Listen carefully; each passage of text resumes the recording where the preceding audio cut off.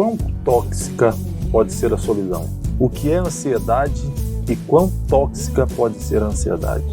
Será que é possível identificarmos sinais em quem está com pensamentos suicidas? Que depressão é excesso de passado, enquanto ansiedade é excesso de futuro e estresse é excesso de presente. Mas se você fizer isso com a pessoa de Jesus, você vai ver a diferença, porque se o mundo produz ansiedade, Jesus elimina esse mal. Graça e paz no Senhor Jesus Cristo, sejam todos bem-vindos a mais uma edição do programa De Cristão para Cristão.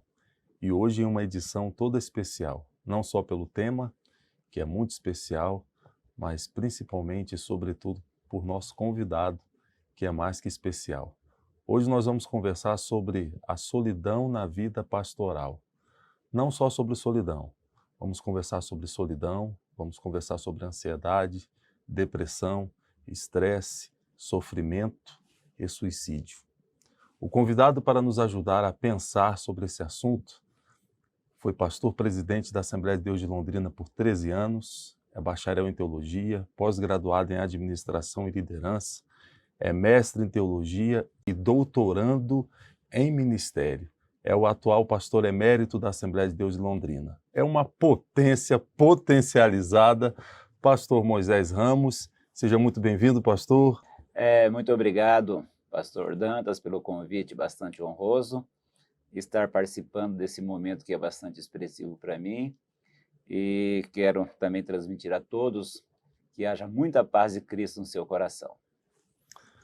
Pastor Moisés Ramos, no dia 24 de maio, lançou o seu livro A Solidão na Vida Pastoral, uma obra monumental de 583 páginas, um verdadeiro compêndio sobre solidão, depressão, estresse, sofrimento, abordando inclusive a complicada temática suicídio. Pastor Moisés, qual a quantidade de tempo, quantidade de literatura consultada que o senhor usou e trabalhou para a construção desse livro? O total de tempo gasto foi 18 meses e mais ou menos 1.500 horas. Entre livros consultados, livros que foram lidos de capa a capa, livros com menos de 150 páginas, livros maiores foram capítulos, artigos, revistas, jornais, deve ter ultrapassado o número de 80. Excelente. Quantas canetas? Eu lembro que no lançamento do livro o senhor falou a quantidade de canetas marca-textos que o senhor usou. Talvez até pareça um pouco exagero, mas não foi não. É real mesmo.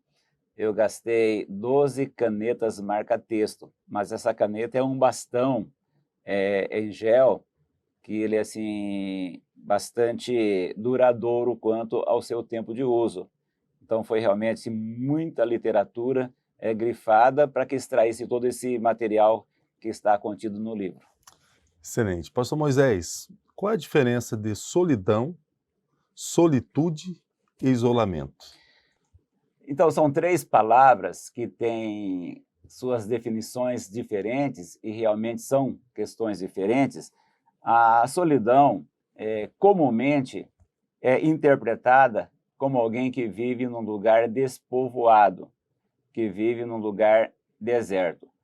Porém, essa resposta ela é meio assim complexa, porque há muitas pessoas que estão vivendo no centro de uma multidão, em meio a uma grande aglomeração, porém, elas se sentem sozinhas.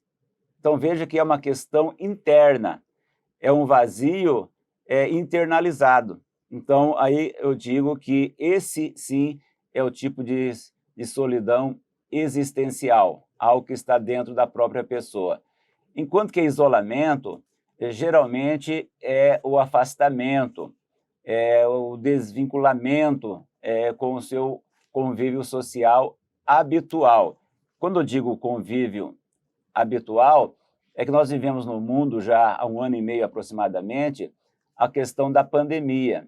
E a pandemia trouxe de forma impositiva a questão do isolamento. Então, você tem visto, você tem convivido com isso, tem experimentado isso, isso tem trazido muitos danos, muitas consequências. Inclusive, quando nós vemos a Associação Brasileira de Psiquiatria, o que os médicos estão dizendo? Depois da pandemia, 67,8% dos médicos pesquisados, eles receberam novos pacientes. Veja que é uma coisa assim bastante expressiva, quase 70% de aumento nos consultórios psiquiátricos, enquanto 69,3% de pacientes que tinham recebido alta, eles tiveram que retornar aos consultórios. Isso tudo vai evidenciando os males que trazem a pandemia no Brasil. E eu estive conversando esses dias com um médico e ele abriu a gaveta do consultório dele lá e mostrou para mim um bloco de remédio controlado. Ele disse, olha, está aqui esse bloco onde ficaram as minhas vias, porém esse bloco se esvaziou muito rapidamente, porque eu estou receitando muitos remédios para controle emocional. Então, você vai constatando que isolamento não é uma coisa tão simples, é uma coisa insignificante na questão de saúde emocional, de relacionamento com o seu próximo. Então, tem sim, com certeza, os seus danos. Uma outra coisa que nós também podemos ver, e aqui a pergunta foi feita, é sobre a solitude. Isso sim é uma coisa muito positiva, é algo bastante favorável, enquanto a solidão se trata de um vazio interior, a solitude é o interior preenchido. Mas uma coisa que nós podemos dizer com total segurança, que a solitude é uma condição mental, um estado de bem-estar do coração e uma alma serenada. A pessoa pode ficar sozinha, porém propositalmente. Então, a solitude é uma questão facultativa, não é algo arbitrário, não é algo impositivo, mas é um momento muito saudável. E eu quero dizer também que a solitude tem caráter pedagógico. E quando eu falo caráter pedagógico, é que nós ganhamos com isso. Nós somos os maiores beneficiados quando temos esse tempo de solitude. E é um particular com Deus. E quem tem um particular com Deus, ele só ganha. É aquele momento talvez silencioso, é um momento altamente reflexivo. E aí produz o quê? Produz o autoconhecimento. E o autoconhecimento, por sua vez, nos conduz a transformações internas que serão exteriorizadas. A solitude pode nos libertar, guarde bem isso, a solitude pode nos libertar da solidão e do medo. Então, consequentemente, é um enriquecimento individual. E eu digo para vocês, porque já experimentei isso, já vivi isso, que estar sozinho com Deus é algo muito sublime, porque Deus sabe interagir. E vou contar aqui para vocês uma experiência. Quando estudei em Pindamonhangaba, nos anos 85, 86, lá tinha uma disciplina chamada Tempo de Repouso. Era um momento às 18h30, meia hora de silêncio absoluto. Em cada quarto havia 4 alunos. Eram 227 alunos no total que havia na escola naquele tempo. E nesse período de meia hora, não podia, era proibido qualquer tipo de conversa. Era um silêncio absoluto. Então, eu diria que isso era um tempo de solitude. E eu faço uma outra colocação em cima disso, para que haja mais clareza no pensamento. Digamos, se você pegar um copo de água barrenta, água suja, aquela água foi muito agitada, e deixar num copo, depois de um certo tempo, que esse copo estiver totalmente parado, sem movimento, o que vai acontecer? A sujeira vai baixar e a água limpa fica por cima. Houve o quê? Uma decantação. Então é isso que há na nossa cabeça, no nosso coração, no nosso emocional, quando tiramos algum momento específico, e aí tudo vai ser muito melhor do que quando ficamos o tempo todo no meio da agitação. Falando de forma poética, eu posso dizer que solitude seria uma decantação da alma. É mais ou menos isso. Pastor, quão tóxica pode ser a solidão? Essa pergunta, ela é muito, muito interessante, gente. E eu quero iniciar, talvez, trazendo uma resposta que seja, talvez, assim, impactadora, mas ela é muito real. Para você cair em si, é proposital. Eu quero dizer para você que a solidão mata. E quando eu digo isso, eu falo baseado em estatísticas, em estudos, em pesquisas. Para vocês terem uma noção mais exata disso, solitários têm 29% mais chances de sofrer de doenças cardíacas, 32% mais riscos de ter um AVC. E essas pessoas são 200% mais propensas a desenvolver Alzheimer. Em mulheres solitárias, a incidência de câncer de mama é de 40% maior. Então, vocês estão observando, um grau elevado de solidão tem 3 vezes mais chances de cair em depressão. Quando eu falo isso, eu quero deixar bem claro que não estamos aqui levantando números apenas com a intenção de deixar alguém alarmado, mas deixar alguém conscientizado dessa realidade que é muito séria. Houve uma pesquisa com um rato de laboratório. Esse rato ficou 30 dias completamente solitário. E depois dos 30 dias foram fazer a leitura da pesquisa e o que eles constataram? Que esse rato teve 20% dos seus neurônios danificados. Obviamente que um rato ele tem uma estrutura muito pequena em relação ao ser humano, ao homem. Porém, é através disso que se faz um tipo de pesquisa para constatar a estrutura ou a resistência daquilo que o homem enfrenta no sentido de solidão. Então, é uma coisa assim, muito tranquila em afirmar que um isolamento prolongado tem consequências neurológicas. E houve um fato, esse fato trouxe assim, algo de curiosidade e, ao mesmo tempo, perplexidade para a ciência.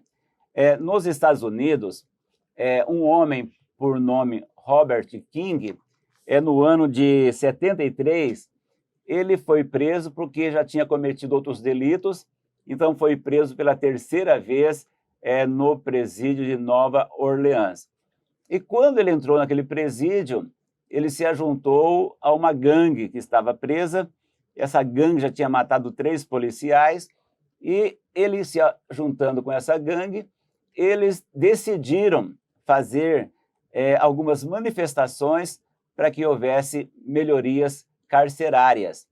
E além dele não conseguir o seu intento, ele foi transferido para Louisiana, em uma solitária. E lá passou 29 anos numa solitária. Ele tinha 1 hora por dia de banho de sol e ficava em uma grade de ferro, onde ela era muito segura, além de ser segura, ainda envolvida em arame farpado. A sua cela era de 2 metros por 2,5. A sua comida era colocada por baixo da porta. Então vejam, 29 anos ele ficou preso. E no ano de 2001, aos 59 anos, ele foi colocado em liberdade. E aí que vem a grande questão. Isso contrariou a ciência. Foi algo singular, inusitado, nunca antes foi visto algo semelhante. Qual seria a conclusão desse homem ter ficado 29 anos na solitária? Quando ele saiu, ele perdeu a noção de identificação do rosto. Ele não conseguia mais identificar ninguém. A outra coisa também, ele não tinha mais noção de tempo, de direção. Por exemplo, vai na quadra seguinte e vira à direita ou vira à esquerda, ou segue mais 200 metros para frente. Ele perdeu essa noção. Porém, o que marcou muito, e naquele ano houve um congresso anual de neurologia norte-americana, e ele foi convidado para participar. Por quê? Ele conseguiu fazer a sua narrativa do tempo de prisão. Porque dentro da lógica, era para ele não se lembrar de nada, perder a sua memória, mas ele conseguiu se lembrar. Isso foi um fato incomum. Então vejo aí o que a solitária pode fazer com alguém. Conversando com um diretor de presídio, ele disse que quando ocorrem as brigas internas entre os presidiários e eles cometem os seus delitos, eles têm as suas penalidades.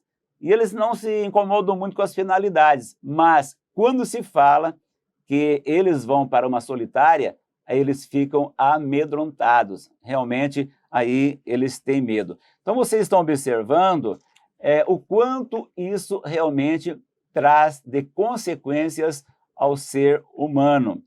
Uma outra pesquisa também, que foi muito interessante, mostra que a solidão ela é mais letal do que a obesidade. Gente, é uma coisa muito interessante, porque essa pesquisa foi feita nos Estados Unidos, que hoje talvez seja o país número 1 na obesidade, onde muita gente morre. Porém, essa pesquisa, ela diz que a solidão mata mais do que a obesidade. Por quê? Ela eleva em 20% a possibilidade de morrer e consegue ser tão nociva quanto o tabagismo e é tão mortal quanto fumar 15 cigarros por dia. Então vejam que essa solidão em nível agudo é equivalente a pessoa fumar 15 cigarros por dia. E há uma outra pesquisa também que diz que a solidão pode matar tanto quanto a obesidade. Essa pesquisa contou com 4 milhões de pessoas e ela foi apresentada na 125ª Convenção Anual da Associação Americana de Psicologia. Então, são várias pesquisas. Há uma terceira pesquisa também, de médicos americanos, que talvez se você ouvissem esses médicos ou lessem esses artigos, você teria noção da realidade. Eles investigaram se morar sozinho ampliava a chance de morrer. E entre as 45 mil pessoas que foram investigadas e mortas, mais ou menos 20% tinham uma vida solitária. Então você vai percebendo, vai constatando que viver sem amigos, viver sozinho, isso reduz em média 4 anos da vida pessoal. O senhor falando sobre toxicidade da solidão, eu posso falar por experiência. Aqueles que conhecem a minha história sabem que eu passei um tempo considerado internado e posso falar sem medo de errar, pastor. O pior para quem está internado em um CTI não é a enfermidade, é a solidão. É a solidão. Nós tínhamos ali os horários de visita, 30 minutos por dia, e tirando o horário de visitas, e tirando aqueles momentos em que algum técnico chegava para administrar alguma medicação e etc., eu estava sozinho, em um isolamento. E a solidão, pelo menos na minha perspectiva, ela era pior do que a própria enfermidade. Então, condiz com isso que o senhor está dizendo. Inclusive, pastor Dantes, dentro disso, dentro desse raciocínio, tem muitas narrativas de pessoas que vivem solitárias, vivem em solidão. Muitas, a gente fica assim observando o quanto isso é nocivo. Algumas delas, nos Estados Unidos, pessoas que à noite ligam para as empresas telefônicas só para ouvir um alô, ouvir uma informação de horário ou uma informação comercial. Vejam só, a necessidade de ouvir uma voz, ainda que seja eletrônica, para tentar diminuir a intensidade da solidão. Interessante, interessante.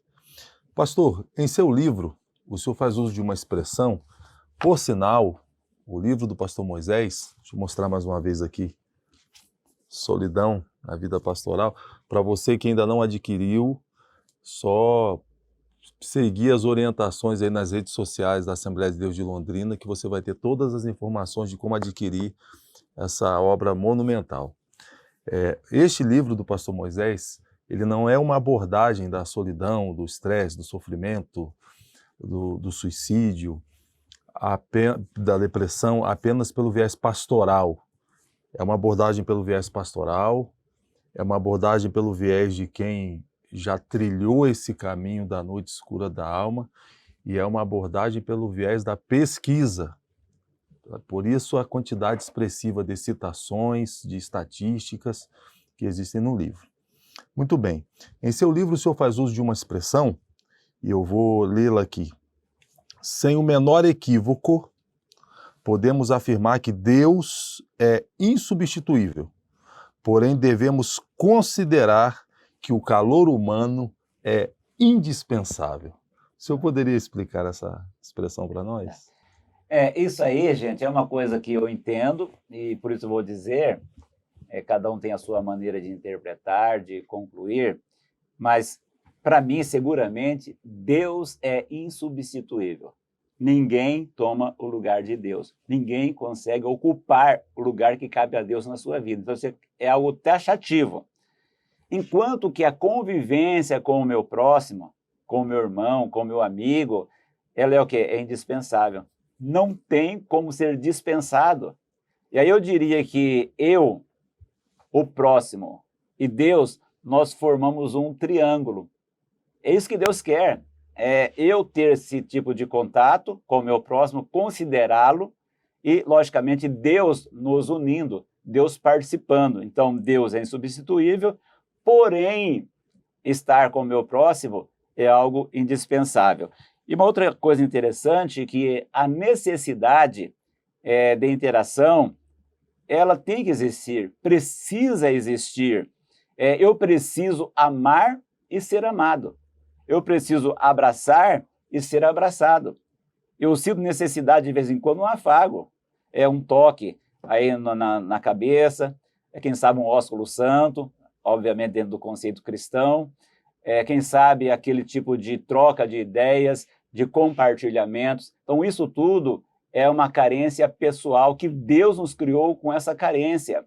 E existe até uma situação muito chamativa, porque ela é impressionante. Na Segunda Guerra Mundial, houve um homem clérigo, por sinal clérigo, um ancião, um homem experiente, e ele escreveu muitas cartas da prisão. E o nome dele é Dietrich Bonhoeffer. E ele usou uma expressão que ela é muito marcante. E nós não podemos censurar esse homem, não podemos condená-lo, porque só quem experimenta sabe o que significa isso.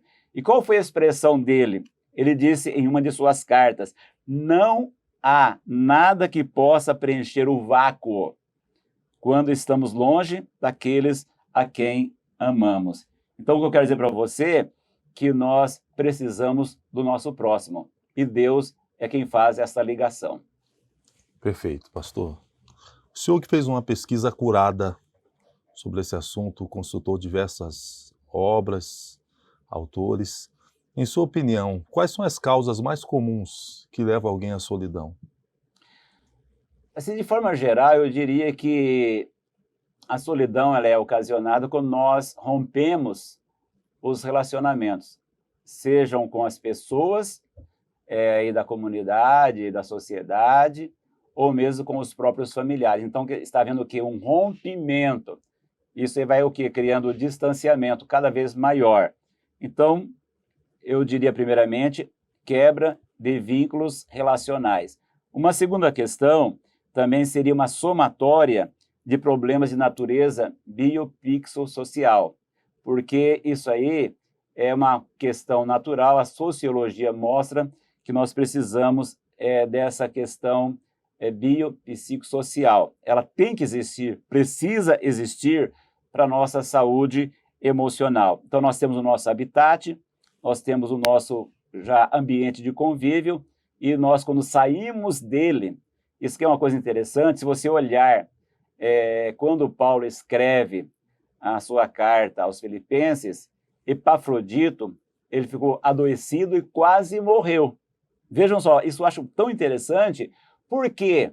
Porque ele saiu fora do seu habitat, ficou longe do seu convívio com os irmãos da igreja, com a sua sociedade. Isso fez com que ele adoecesse e perto da morte, uma expressão paulina. E nós temos ainda outra situação que existe, a solidão, que pode ser optativa, aí seria mais já pendente à solitude, e existe a solidão aí arbitrária. Então, uma solidão ela pode ser optativa ou pode ser arbitrária. Quando ela é optativa ou facultativa e quando ela é arbitrária? Vou explicar para vocês usando um personagem bíblico chamado João Batista. A Bíblia fala, através de Lucas, que João Batista cresceu nos desertos. Vejam, plural, nos desertos, até o dia de manifestar-se a Israel. Então isso diz, mais ou menos, aí perto de 30 anos, ele viveu assim, foi uma coisa optativa, ele escolheu essa forma de vida monástica, ele decidiu fazer isso. Porém, quando ele foi servir o reino de Deus, isso ele fez por menos de um ano. Ele foi aprisionado por ordem de Herodes e foi colocado numa prisão. E quando ele foi colocado nessa prisão, obviamente, ele ficou o quê? Isolado. Começou a viver em solidão. Quando ele estava naquele presídio, ele chamou os seus discípulos e mandou que os seus discípulos fossem até Jesus e perguntassem se Jesus era Jesus. Até parece cômico, mas não é cômico, gente. É uma realidade.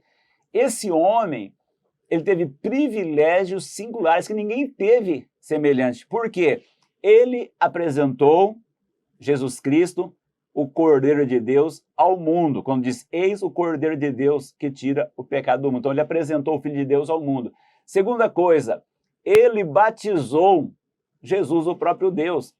Ele ouviu a voz de Deus quando diz, este é o meu Filho amado em quem me comprazo.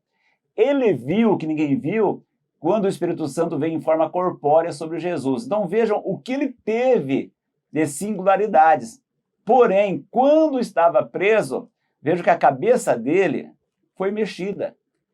A questão mental, questão emocional, questão psicológica, houve uma alteração. E ele manda perguntar se Jesus era Jesus. Então vocês estão vendo que uma solidão optativa, ela pode não trazer nenhum dano, mas uma solidão arbitrária danifica essa questão de ordem emocional. E uma outra situação também muito assim, curiosa, gente, e a gente começa a olhar e tenta entender esse mundo, se trata da Madre Teresa de Calcutá. Essa mulher fez coisas revolucionárias, de ordem social, é uma mulher bondosa, uma mulher que por onde passou disseminou esperança, mudou panoramas ruins em panoramas bons. Mas essa mulher, ela escrevia suas cartas para as pessoas mais íntimas e depois que ela morreu, alguém teve acesso a essas cartas. E uma das cartas foi assim, algo muito curioso, ela alegou a questão do vazio interior, que nada tocava a sua alma. Gente, quem diria que essa mulher, fazendo tudo que fez, praticou tudo que praticou de bom, de benéfico, ajudando milhares e milhares de pessoas, ela chegou ao ponto de escrever que tinha um vazio interior e nada tocava a sua alma. E o pior de tudo, indagações surgiram na sua cabeça. Será que Deus me ama? Será que Deus me quer? E o pior de tudo, chegou a dizer, será que Deus existe? Então você está vendo o quão drástico é o homem ou a mulher que vive na solidão. Pastor, alguém já disse que a pior solidão é aquela que a gente sente mesmo estando em meio a uma multidão de pessoas. Pode ser que exista alguém que esteja nos assistindo agora e esteja experimentando esse momento em sua vida, solidão. Qual é a palavra que o senhor teria para dar para essa pessoa? A primeira coisa, quando se fala vivendo em solidão, essa solidão existencial, internalizada, interior, que ninguém está vendo, ninguém está percebendo, só quem está vivendo é que sabe o quanto isso é danoso para si mesmo, eu diria que a primeira coisa, guarde bem isso, é querer sair da solidão. Eu estou usando a condicional se alguém impôs, se alguém te levou, se alguém te empurrou, ou uma outra circunstância te levou para a solidão, porém é sua responsabilidade sair de lá. Então a primeira coisa que eu quero dizer, depende de você. Hipócrates, que foi chamado o pai da medicina, ele viveu em 400 e poucos antes de Cristo, então tem quase 2.500 anos, ele usou uma expressão, gente, que eu acho super interessante. E qual foi a expressão dele? Ele disse assim, antes de curar alguém, vejam só, antes de curar alguém, pergunte se ele está disposto a desistir das coisas que o deixam doente. Vejam só, então é a sua decisão inicialmente, querer sair, eu uso uma expressão talvez bem popularizada, sair da toca. E quando nós saímos da toca, nós precisamos do quê? Novos relacionamentos, novas amizades, mudança de rotina, um ar diferente, programas estratégicos de superação. Então, eu digo para você que essa solidão que está internalizada, ela precisa ser exteriorizada para que haja a cura, para que haja talvez aí a libertação desse clima de solidão que alguém esteja vivendo. E aí você precisa naturalmente de amizades compatíveis, amizades que venham corresponder com as suas necessidades e também com a sua carência. E eu digo para você que um amigo que tem a virtude da compreensão benevolente irá preencher uma carência que você tem, que você possui, que uma multidão de pessoas neutras não conseguem preencher. Mudando a temática um pouco agora, ansiedade. O que é ansiedade e quão tóxica pode ser a ansiedade? A ansiedade, dentro do contexto bíblico, ela tem algumas palavras sinônimas. Os próprios evangelhos nos mostram isso. Por exemplo, em alguns lugares, a ansiedade ela substitui e aparece a palavra preocupação. Em outras horas, existe a palavra inquietação. Então, eu diria que ansiedade é o que?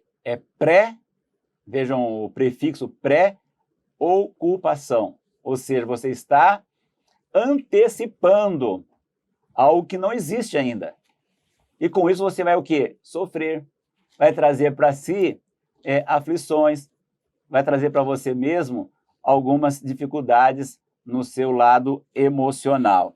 Então, eu quero mostrar para você que eu tenho que lidar com isso sabendo usar caminhos que são viáveis, caminhos que são favoráveis, porque a ansiedade, quem vive em ansiedade, ele vive o tempo todo inseguro, isso é uma coisa bem notória, ele vive com muitas instabilidades, então você precisa mudar a sua forma de se posicionar, tentar ocupar o meu presente, não tentando antecipar o amanhã.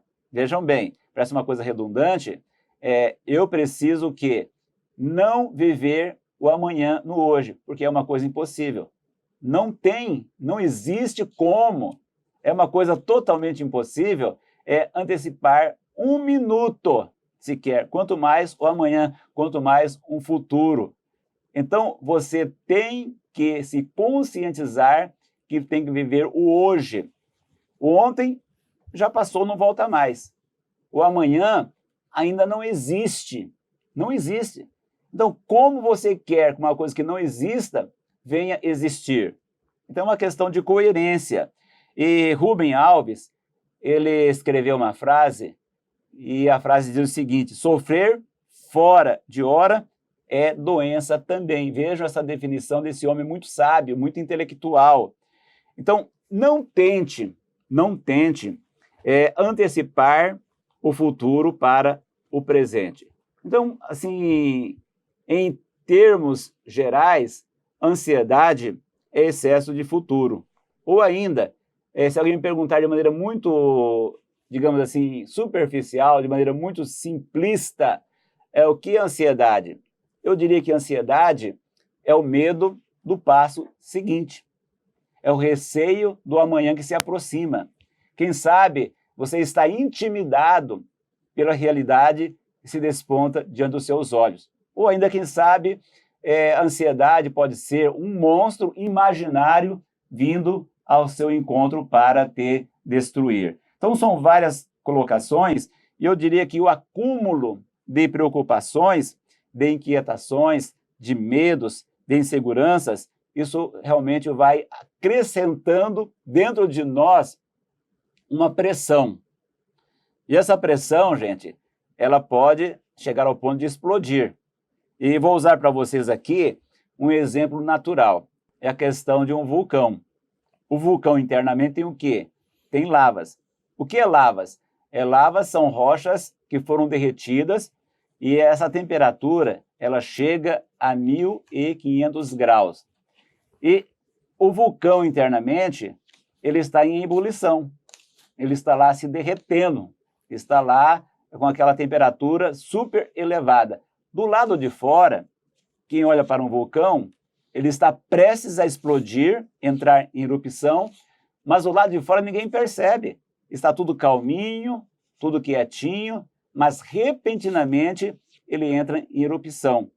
E quando entra em erupção, as lavas vêm para fora e danifica tudo que está ao seu redor, seja a questão vegetal, questão animal, vai matando tudo, acabando, destruindo tudo.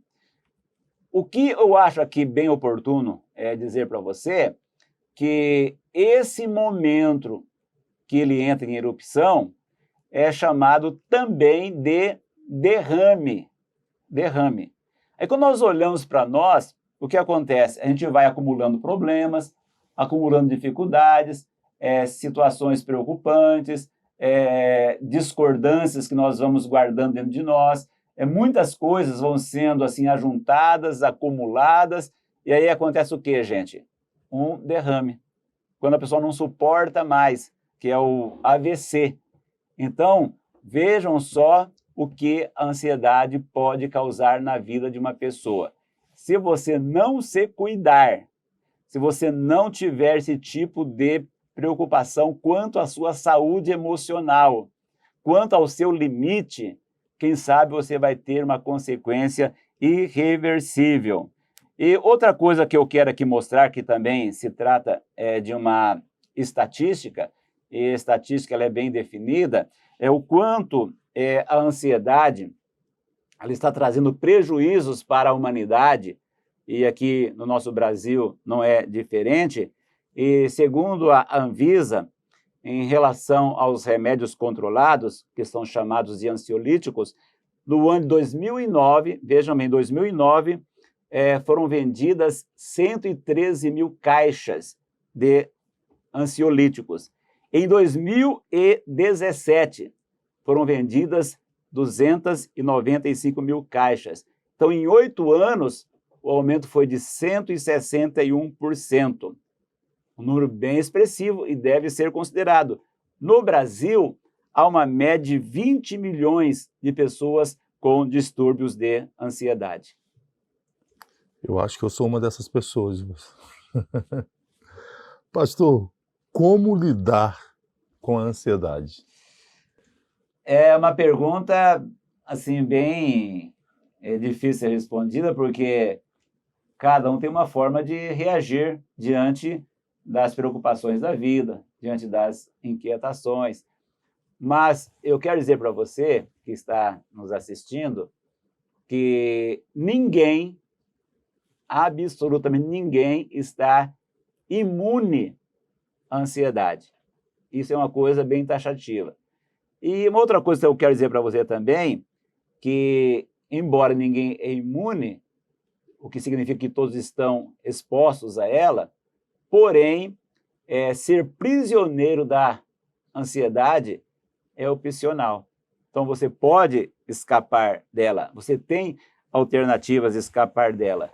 E a melhor recomendação que eu vejo é bíblica.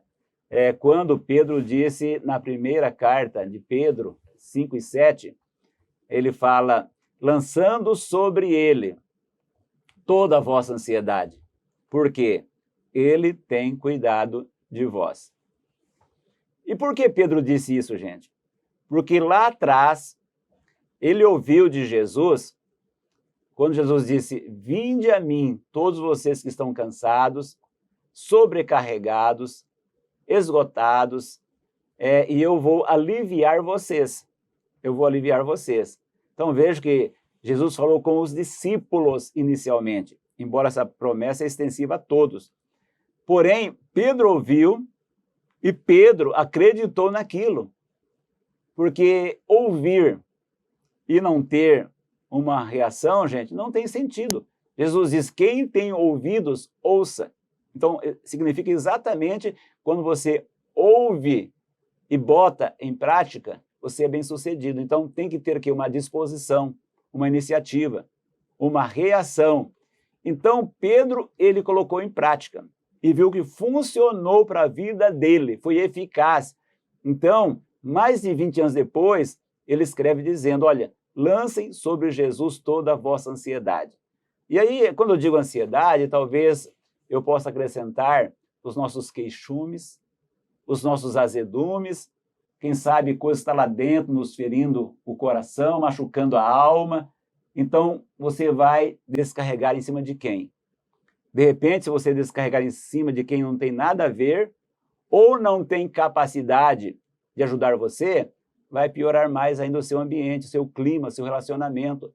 Então, Jesus se prontifica, veja só, Deus se prontifica a ouvir os seus queixumes, os seus azedumes e até seu desabafo. E Jesus garante alívio. Talvez você vá olhar para muita gente e milhares de pessoas e nenhuma delas consegue atender a sua necessidade. Mas Jesus, ele garante. E Pedro aqui está atestando. E ele tinha propriedade para falar, conhecimento de causa. Então, uma das alternativas, eu quero dizer para você, se o mundo cria em nós ansiedade, Jesus se apresenta como aquele que pode reduzir, talvez até eliminar toda a sua ansiedade. Por que o senhor acha que tantos pastores, o senhor foi pastor presidente muitos anos, é o pastor emérito da Assembleia de Deus em Londrina, por que o senhor acha que tantos pastores sofrem em maior ou menor grau com alguma variante da depressão? Então, essa pergunta também, ela tem talvez uma resposta um tanto complexa, meio incompreensível, porque o próprio assunto já é difícil de ser assimilado, porém, de maneira assim bastante básica, eu quero dizer que há muitos pastores, não são poucos, há muitos pastores que não conseguiram ainda identificar o que é um quadro de depressão. Isso eu digo porque eu já vivi isso e já convivi com pastores que enfrentam essa situação. Então, a primeira coisa é saber identificar o que é um quadro depressivo. E não é uma coisa fácil não, gente, porque existe um médico especialista nessa área, ele é muito conceituado, chamado Chris Irons, e ele escreve o seu livro sobre depressão, e ele fala que para você ter um quadro completo, um diagnóstico completo sobre depressão, tem que haver 227 combinações, que são sintomas diferentes. Então vejam, até os profissionais de saúde, eles têm dificuldades de definir o que é depressão. Quanto mais nós, que somos aí, talvez leigos no assunto, então a primeira questão seria a identificação de um quadro depressivo. A segunda questão, que ainda existe um velho tabu que permanece, infelizmente. Isso não começou hoje, isso aí começou em 480 a.C., quando houve lá pessoas que tiveram esse quadro e Hipócrates conseguiu definir os seus sintomas. E esse homem foi tão sábio, gente, veja só, 2.500 anos atrás, ele conseguiu definir os sintomas da depressão. E hoje, a ciência moderna, a medicina moderna, ela assina embaixo o que esse homem disse há 2.500 anos atrás. Então, quando surgiu esses primeiros casos de depressão, já começou a haver censuras, e as pessoas que tinham a doença, elas eram penalizadas. E aí isso foi para a Idade Média, no tempo da Inquisição, principalmente a Inquisição espanhola, onde as pessoas eram colocadas na água na tentativa de afogar a pessoa para que o espírito mal, o espírito demoníaco, saísse da pessoa. Veja, eles faziam vinculação da depressão com um espírito demoníaco. Outras horas a pessoa era surrada, outras horas aprisionada, e houve, como diz na Inquisição, muitas mortes. Então, o que fizeram logo no comecinho, lá para 400 a.C., eles fizeram que a melancolia ocupasse o nome da depressão. Então, criaram esse termo melancolia para amenizar o quadro da pessoa que estivesse em depressão, para que ela não fosse, além da doença, ainda mais penalizada com o sofrimento imposto pela sociedade. Então, isso aí gerou o quê, gente? Um tabu. Esse tabu, ele vem até nossos dias. Talvez há algumas décadas, isso mudou um pouquinho, mas ainda é um tabu. Se hoje um pastor chegar diante da igreja e disser que ele tem depressão, com certeza muitos membros serão aquelas pessoas que se levantarão e dirão que o pastor tem algum tipo de relação demoníaca. Gente, é uma pena a gente ouvir isso, ver esse tipo de coisa, esse tabu ainda persistindo em nossos dias. Então, o pastor está sofrendo dramaticamente, porque a depressão é algo assim, gente, realmente eu posso dizer, porque tive isso, experimentei isso, e quem tem depressão sabe o quanto é difícil. Mas vejam que o medo se torna mais forte do que a doença. Então ele acaba ficando calado, fica quieto, porque tem receio da reação. Em terceiro lugar, ainda há uma outra coisa, que o pastor que está vivendo esse quadro de depressão, ele está talvez aí sendo um depósito de problemas alheios, problemas da membresia. E quando esses membros procuram o pastor com as suas questões problemáticas, o que acontece? É como se o pastor fosse um depósito de problemas alheios, um depósito que tem porta de entrada e não tem porta de saída, porque o pastor não pode falar com ninguém, porque são questões sigilosas, bem particulares, então o pastor vai acumulando problemas, e esses problemas vão repercutindo na sua saúde, e logicamente isso aí é um prato cheio para que a depressão se instale. O que é depressão? Como identificar a depressão? E como lidar com um ente querido, um familiar ou um amigo que está com depressão? É um quadro, gente, bastante preocupante, porque a depressão, eu diria que, em grande parte, ela ocorre porque houve, antes disso, a ansiedade, o transtorno de ansiedade. E aí vem um punhado de coisas que são acrescentadas a tudo isso. Então, eu até ouvi uma expressão, achei interessante, que ansiedade e depressão são irmãs bivitelinas. Tamanha dificuldade de identificar, separar, embora tanto a ansiedade como a depressão têm características diferentes, mas elas são confundidas muitas vezes na ótica médica, principalmente na ótica popular. E ainda, depois disso, a gente sabe que tem o estresse. Então, vejo que as coisas vão sendo cada vez mais assim, dificultadas, elas se tornam um pacote, e um pacote que, no final das contas, se torna muito caro.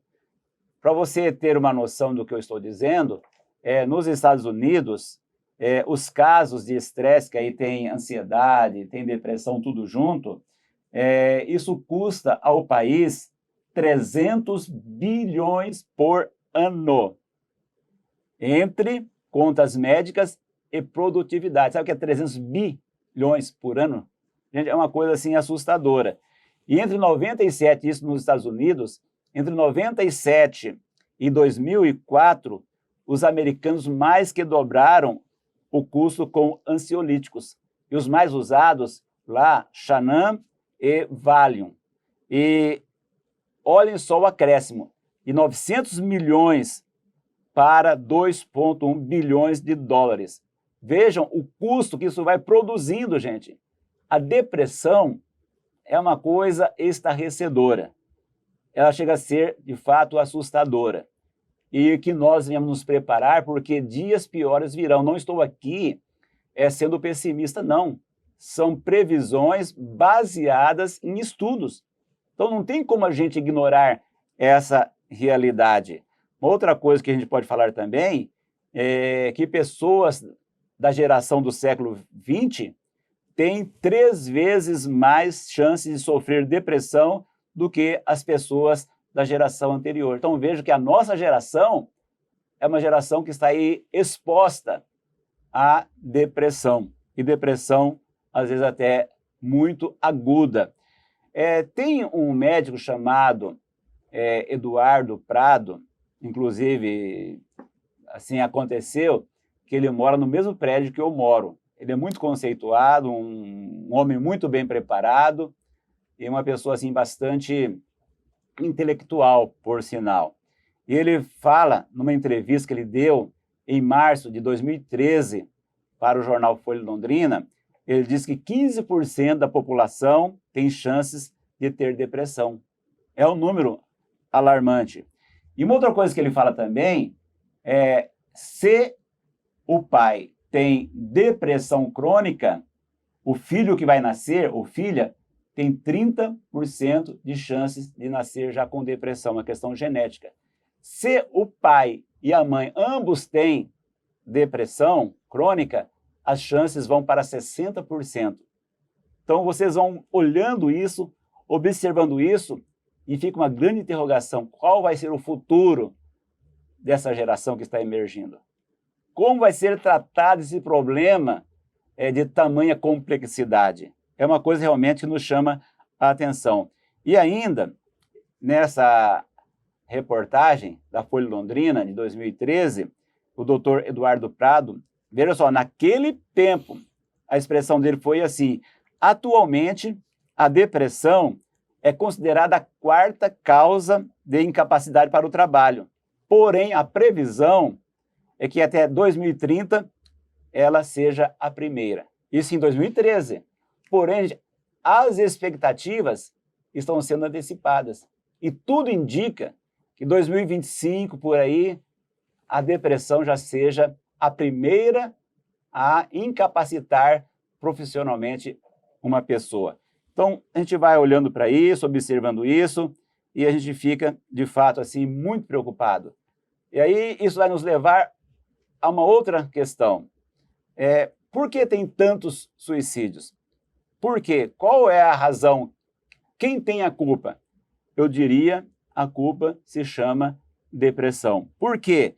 Mais de 50% das pessoas que se suicidaram sofriam de depressão. Então, tudo vai nos levando realmente a um grande beco onde tem poucas saídas. Pastor, em seu livro o senhor fala sobre o suicídio. Eu pergunto ao senhor, alguém já disse que o suicida não quer morrer, ele quer fugir de uma situação de completa desesperança. É possível identificarmos sinais em alguém que está com pensamentos suicidas? Então, isso é uma outra questão.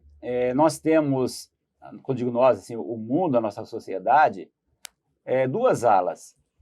Aquela ala que acha que tem que haver divulgação para que haja um trabalho preventivo de suicídio. E, por sinal, no mundo, apenas 28 países têm trabalho de prevenção ao suicídio. Vejam só, 28 países, gente, que trabalham com prevenção. Porque a ala que acha que não deve haver, porque eles acham que se houver muita divulgação, muito falatório, isso estimula a pessoa, já tem uma certa inclinação ou uma tendência ao suicídio. São duas alas que não têm consenso entre elas. Os que querem que haja campanha preventiva e aqueles que acham que não deve falar sobre o assunto. Quando nós vemos esse tipo de pergunta, eu quero dizer que é muito relativo identificar, embora é possível, porque há uma pesquisa que diz que 80% das pessoas que se suicidaram, elas deram algum tipo de sinal, deixaram alguma pista. E talvez uma pista muito comum é quando uma pessoa começa a falar muito em querer morrer. Ah, eu vou me matar. E aí muitas pessoas acham que isso é um blefe. Não é um blefe, gente. Essas pessoas que começam a falar muito, eu vou me matar, elas de fato vão consumar esse fato. E a média, cada suicídio são de 10 a 12 tentativas. Essa é a média que as pesquisas indicam. E também há aí uma outra forma de olhar para isso, não vamos aqui generalizar, porque tem casos específicos, que pessoas que pensam em suicídio, elas começam a ajeitar todas as suas coisinhas, suas contas, suas questões pessoais, questões familiares, deixa tudo arrumadinho. Então não significa que alguém vai arrumar tudo para pensar em suicídio, mas é uma das maneiras que eles entendem também que se trata de um sinal silencioso que alguém está pretendendo se matar. E existem também períodos do ano onde há mais suicídios, lugares que são fixados assim para suicídio, é uma coisa incrível dizer, mas tem, e até mesmo existem em alguns lugares manuais quanto à prática do suicídio. Então são coisas assim bastante espantosas que nós vemos aí no mundo em que nós vivemos. E tem um livro chamado Crente Também Tem Depressão, do Dr. David Murray. Ele diz o seguinte: suicídio, que é algumas vezes o resultado final de depressão, é a causa principal de mortes violentas. E vejam as estatísticas dele, ele fala que 49,1% de todas as mortes violentas são em decorrência ou são consideradas como o suicídio. 49,1%, gente. Isso é alarmante realmente. Aí ele compara com 18,6% na guerra e 31,3% quanto aos homicídios. Então você vê que o suicídio é uma coisa assim, realmente desesperadora para quem contempla, para quem toma conhecimento e muito mais a família que tem alguém que praticou suicídio. Pastor, eu sei que existem momentos em que a dor é tão intensa e dilacerante que só Deus para proporcionar consolo e conforto. Pode ser que exista alguém que esteja nos ouvindo agora que tenha perdido um ente querido pelo viés do suicídio. Que palavra pastoral o senhor daria para esta família que está nos assistindo? Primeiramente, a gente tem que ter consciência da nossa realidade. Não adianta a gente fazer aqui um contorno ilusório, enganoso. Então, é preferível a gente enfrentar a realidade, por mais dura que ela seja. E quando um ente praticou o suicídio, fica a lacuna. É evidente. Então, o passado, quando alguém praticou o suicídio, se fala de passado. O passado é irreversível. Não tem como mudar, não tem como voltar atrás. E Viktor Frankl, ele fala que o sofrimento, nesse caso, é vitalício, porque não tem como mudar. Ele já aconteceu, já foi consumado, foi concretizado. E se você não pode mudar um problema vitalício, então você deve ser mudado. É uma coisa, gente, bem racional. Se você não consegue mudar, por quê? Já houve a morte, já aconteceu. Então você não consegue mais mudar, é um sofrimento vitalício. A lacuna ficou. Então você tem que mudar a você mesmo ou você mesma.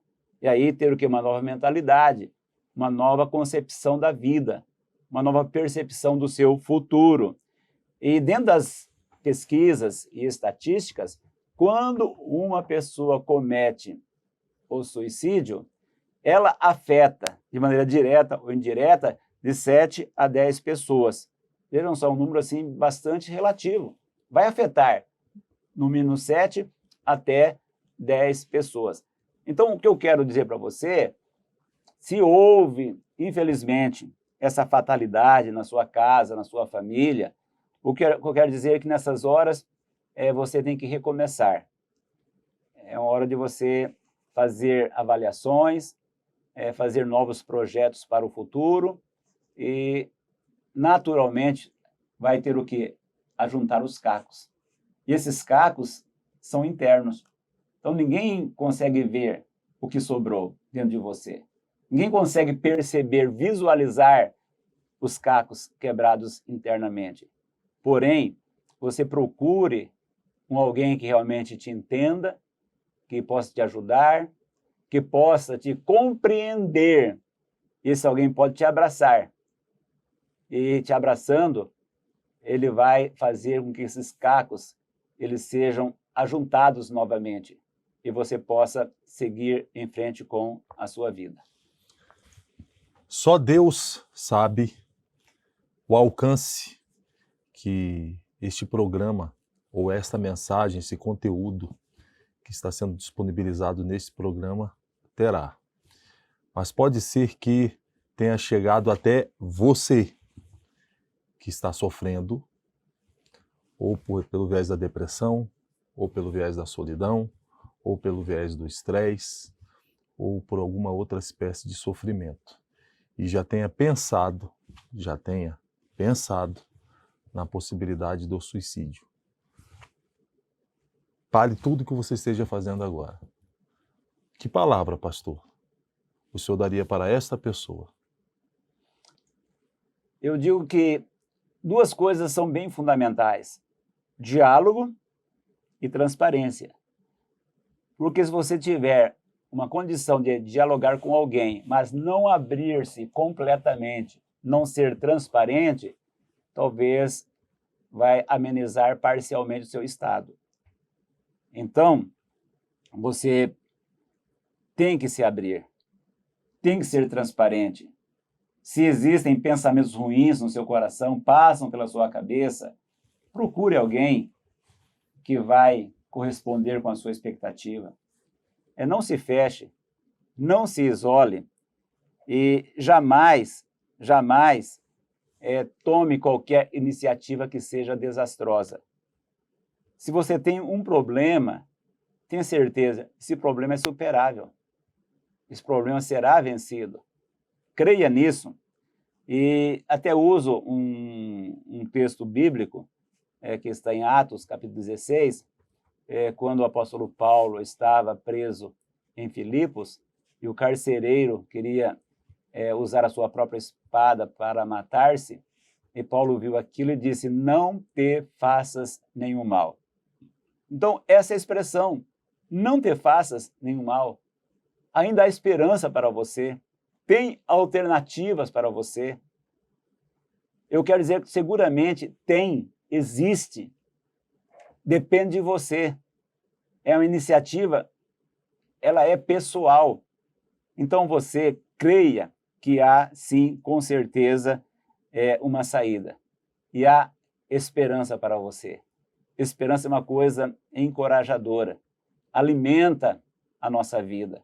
Então, creia que há esperança para você. Deus tem uma nova história para você. E Deus quer escrever essa nova história, mas depende de você deixar. Depende de você concordar com a proposta divina. E Deus vai escrever uma nova história para você. E a grande verdade, gente, é que o suicídio não resolve o problema de ninguém. Talvez ele apenas extingua momentaneamente aquele problema que você está enfrentando. Mas, em contrapartida, você está criando um problema irreversível, irrevogável, com implicações eternas. Saiba que a sua alma é imortal. E um dia você vai prestar contas a Deus. A tua vida pertence a Deus. Deus é o seu dono. Deus é aquele que te deu a vida. E essa vida é por consignação, se eu posso assim dizer.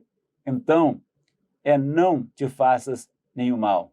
Acredite que há uma saída para você. Acredite que há uma alternativa para você dar a volta por cima e superar esse momento que tem essa inclinação que é catastrófica. Pastor, todos os convidados que por aqui passam, já é uma tradição do programa De Cristão para Cristão, como última pergunta, nós perguntarmos o que é o Evangelho. É uma boa pergunta, o que é o Evangelho. Eu digo que o Evangelho é o Deus encarnado. E quando Paulo escreve aos Gálatas, veja a expressão dele muito específica, muito incisiva. Ele diz assim: se até mesmo um anjo do céu vier pregar outro evangelho, além daquele que vocês já receberam, que o anjo seja anátema. E também quem receber seja anátema. Então, evangelho só tem um, que é o deixado por Jesus. Nós temos aí os evangelhos dos homens. Então, com isso, a gente não tem nenhum tipo de responsabilidade. Deus não tem responsabilidade. Mas com o evangelho dele, que é o próprio Deus encarnado, esse sim Deus cumpre tudo quanto está contido nele, as promessas. E quando Paulo escreve aos Romanos, ele fala: eu não me envergonho do evangelho de Cristo. Por quê? Ele é o poder de Deus para a salvação, para a transformação de todo aquele que nele crê. Então, Paulo foi um homem sábio, muito intelectual. E ele experimentou a vida toda, antes de se converter a Cristo, a filosofia, a religião, o farisaísmo, tradições, e nada disso pôde mudar a vida dele. Porém, o evangelho conseguiu mudar. Nós não sabemos explicar como ocorre a conversão, como se dá essa mudança. A verdade é que ela acontece. O melhor pastor não consegue explicar como ocorre a conversão, o melhor teólogo, o melhor psicólogo, o melhor sociólogo, ninguém consegue explicar. Porém, nós atestamos, porque nós somos testemunhas vivas que o evangelho muda, e muda para melhor, e muda para nos conduzir a uma eternidade com Deus. Então, o evangelho é o próprio Deus que entra na nossa vida. Pastor, muito obrigado. Obrigado por sua presença aqui. Obrigado por seu conhecimento, sua disponibilidade em nos ter proporcionado essas informações. A nossa oração é que tudo aquilo que foi falado hoje aqui possa chegar como remédio na vida de todos aqueles que estão nos ouvindo. E mais uma vez, quero indicar o livro A Solidão na Vida Pastoral.